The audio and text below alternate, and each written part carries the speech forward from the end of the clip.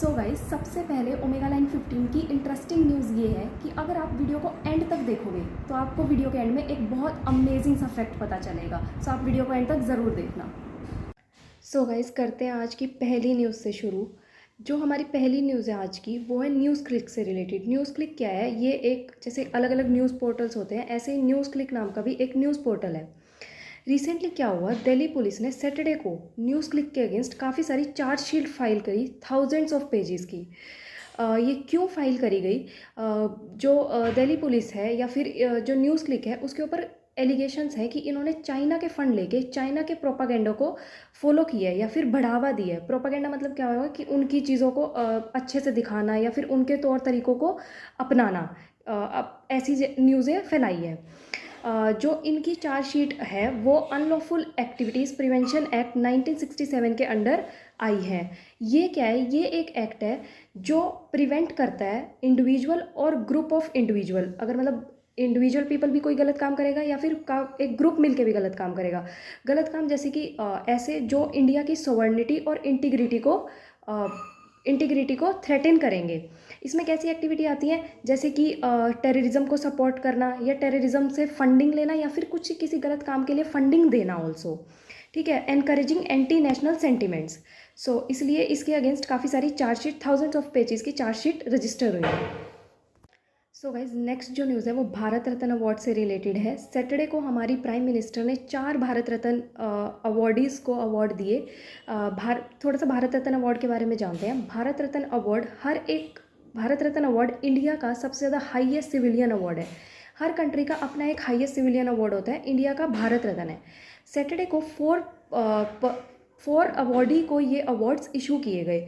ये चारों के चार अभी हमारे साथ दुनिया में नहीं है, तो इनकी फैमिली वहाँ पे प्रेजेंट थी, तो उन्होंने इनके बिहाफ पे ये अवार्ड्स लिए। जो इनके नॉमिनी थे, जो अवॉर्डी थे, वो थे पीवी नरसिम्हा राव, चौधरी चरण सिंह, कर्पूरी ठाकुर और मिस्टर एम स्वामीनाथन। जो पीवी नरसिम्हा राव का अवार्ड था वो उनके सन ने लिया। चौधरी चरण ठाकुर का जो अवार्ड था वो उनके ग्रैंड सन ने लिया। कर्पूरी ठाकुर का जो अवार्ड था वो उनके सन ने लिया। और एम एस स्वामीनाथन का जो अवार्ड था वो उनकी डॉटर ने लिया।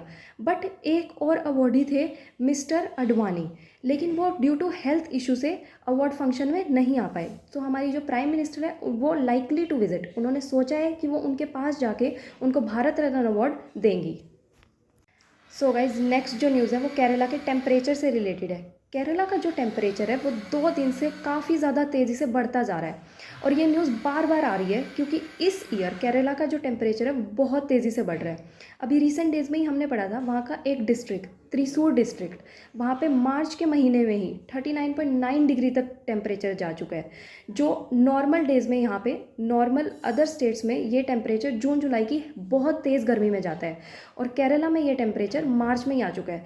इवन 39.9 डिग्री के बाद कल सैटरडे को ये टेम्परेचर 40 डिग्री सेल्सियस तक भी जा चुका है। सो केरला में हीट वेव की कंडीशंस को देखा गया है। हीट वेव कंडीशंस कब आती हैं? जब एक जगह का टेम्परेचर एकदम से 5 से 6 डिग्री सेल्सियस तक इंक्रीज हो जाता है। जैसे मान लो केरला का टेम्परेचर 40 डिग्री सेल्सियस है, एकदम से अगर वो 45-46 डिग्री सेल्सियस पे चला जाए तो वहाँ पर हीट वेव की कंडीशंस आ जाती हैं। सो गाइज, नेक्स्ट जो न्यूज़ है वो पायरेट्स से रिलेटेड है। जैसे कि आप स्क्रीन पर देख पा रहे हैं, 9 pirates being brought to India to face legal action. 9 pirates ने इंडियन नेवी के आगे सरेंडर किया है। वो क्यों किया है? देखो, जो एक ईरानियन फिशिंग शिप थी जिसको पायरेट्स ने हाईजैक कर लिया था। इसमें पाकिस्तानी क्रू मेंबर्स थे, 23 क्रू मेंबर्स थे टोटल। और इंडियन नेवी की इन्फॉर्मेशन से पता चला है कि 9 पायरेट्स ने सरेंडर किया। अब उन पायरेट्स को इंडिया लाया जाएगा और उन पे फर्दर लीगल एक्शन लिए जाएंगे। जो भी ये लीगल एक्शन लिए जाएंगे, ये मैरीटाइम एंटी पायरेसी एक्ट 2022 के अंडर लिए जाएंगे। सो गाइज, आप मुझे ये बताओ कि एकदम आपके पास इनकम टैक्स वालों का नोटिस आए कि आपके अकाउंट से 40 करोड़ की ट्रांजैक्शन हुई है, तो आपका क्या रिएक्शन होगा? आप डेफिनेटली एकदम से पागल हो जाओगे। अगर मेरे साथ ऐसा हुआ होता, मेरे पास 100 रुपये नहीं है फ़ोन का कवर खरीदने के लिए, और मेरे पास नोटिस आया कि आपके अकाउंट से 40 करोड़ की ट्रांजैक्शन होगी, तो मेरी तो दुनिया हिल जाती वहीं पे। ऐसा ही कुछ हुआ एक मध्य प्रदेश के स्टूडेंट के साथ। उसके पास इनकम टैक्स का नोटिस आया कि आपके अकाउंट से 40 करोड़ की ट्रांजैक्शन हुई है। वो फिर गया पुलिस के पास। उसने बोला कि सर, मैं तो एक यूनिवर्सिटी का स्टूडेंट हूँ, जीवाजी यूनिवर्सिटी का स्टूडेंट है, और उस स्टूडेंट का नाम है प्रमोद। मैं ऐसा कैसे करूँगा? मेरे अकाउंट में कोई भी इतने पैसे नहीं है। तो बाद में रिसर्च से पता चला कि एक फ्रॉड कंपनी थी जिसने बिना मतलब फ्रॉड डॉक्यूमेंट्स दिखा के एक कंपनी को रजिस्टर करा लिया और उसमें इस लड़के का पैन नंबर डाल दिया और वहाँ से इसके पैन नंबर से वो ट्रांजैक्शन करते जा रहे थे। तब पता चला कि वो ये स्टूडेंट नहीं था, इसके पैन से कोई और कंपनी रजिस्टर्ड थी, वहाँ से ये ट्रांजैक्शन हो रही थी। तो फिर इसके पास जो ये नोटिस आया 40 करोड़ आपके अकाउंट से मतलब आपके अकाउंट से ट्रांजैक्शन हुई है, तब इसने पुलिस से कंप्लेन करी, तब इसकी सच्चाई पता चली। सो गाइज नेक्स्ट जो न्यूज़ है वो MSME की पेमेंट एंड डिडक्शन से रिलेटेड है। MSME क्या होता है? Micro small and medium enterprises. ये इस कैटेगरी में आप कैसे आ सकते हैं? आपको उद्यम के अंदर रजिस्ट्रेशन कराना होता है। रिसेंटली जो हमारा इनकम टैक्स डिपार्टमेंट है उन्होंने MSME के लिए कुछ चेंजेस किए थे। चेंजेस क्या किए थे? इनके बेनिफिट्स के लिए चेंजेस किए थे कि कोई भी कस्टमर, कोई भी बंदा है, अगर वो MSME से परचेज़ करता है तो अगर MSME के बीच में और उसके बीच में अगर एक एग्रीमेंट हुआ होगा तो उसको पेमेंट 45 डेज़ के अंडर करनी होगी। अगर एग्रीमेंट नहीं हुआ होगा तो उसको पेमेंट सिर्फ 15 डेज़ के अंडर करनी होगी। ठीक है। अब कुछ बंदे बोलेंगे कि अगर पेमेंट नहीं करेंगे तो क्या होगा? उससे क्या होगा, जो भी बंदा पेमेंट नहीं करेगा वो अपनी उस परचेज़ का क्लेम नहीं ले सकता, डिडक्शन क्लेम नहीं ले सकता कि हमारा ये खर्चा हुआ है टैक्स भरते टाइम, तो इसलिए उसको पेमेंट करनी पड़ेगी अगर वो MSME से परचेज़ करेगा तो। ठीक है। इससे क्या हुआ कि जो हमारे ये थे बी केंडेवाल थे, जो सेक्रेटरी हैं federation of Tamil Nadu powerloom association के, इन्होंने क्या बोला कि जो अब बायर्स हैं वो MSME से प्रेफर नहीं करते बाय करना, क्योंकि उनको पता है कि उनको पेमेंट जल्दी करनी पड़ेगी।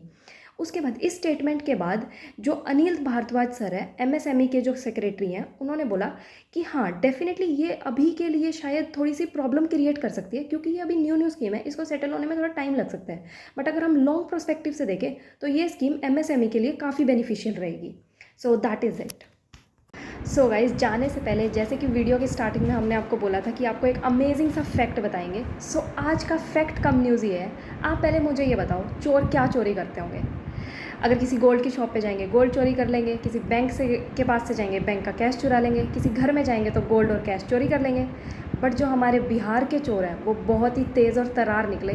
उन्होंने एक सुरंग खोद के पूरा का पूरा ट्रेन का इंजन ही चुरा डाला। एकदम इन्होंने वक्त बदल दिया, जज्बात बदल दिए, जिंदगी बदल दी। जी हाँ, पूरा का पूरा इंजन चुरा लिया बिहार के चोरों ने। ये जो कारनामा है ये 2022 नवंबर में हुआ था। So guys that is it for today. And जैसे कि आप सभी को पता है हमने अपने रिसेंट डेज़ में ही यूट्यूब चैनल को स्टार्ट किया है। हम डेली इसमें कुछ ना कुछ मॉडिफिकेशन करते हैं ताकि आपको एक बेटर क्वालिटी की न्यूज़ प्रोवाइड कर सकें। हमारी आप सभी से रिक्वेस्ट है कि अगर आपके पास कोई भी ऐसा सजेशन है जिससे कि हम अपने चैनल में इम्प्रूवमेंट कर सकें तो आप उसको कॉमेंट डाउन करिए। हम आपका एक एक कॉमेंट पढ़ेंगे भी और उस पर रिप्लाई भी करेंगे। एंड अगर हमें आपका सजेशन अच्छा लगेगा तो उसको इम्प्लीमेंट भी करेंगे। एंड में अगर आपको ये वीडियो अच्छी लगी हो तो आप इसको लाइक करिए, और अगर अच्छी ना लगी हो तो आप इसको डिसलाइक भी कर सकते हैं, और आप इस वीडियो को शेयर भी करिए। लेकिन आप कुछ भी करिए, इस सब्सक्राइब वाले लाल बटन को ज़रूर दबा के जाइए।